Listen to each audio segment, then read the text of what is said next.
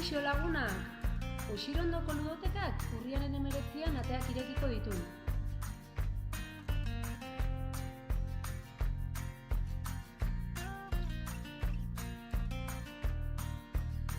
Aurten berrikuntzekin gatoz. 2 gune egongo dira.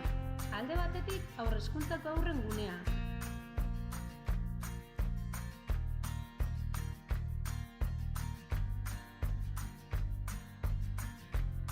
Eta bestetik lehen hezkuntzakoena.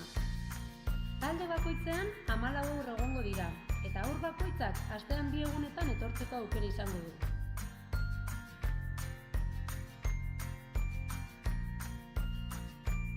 Guztion ongizatea bermatzeko segurtasun neurriak hartuko ditugu.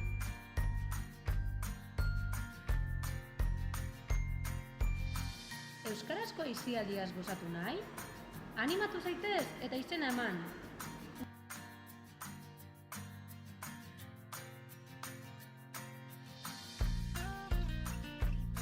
Zatoz gurekin ondo pasatzera!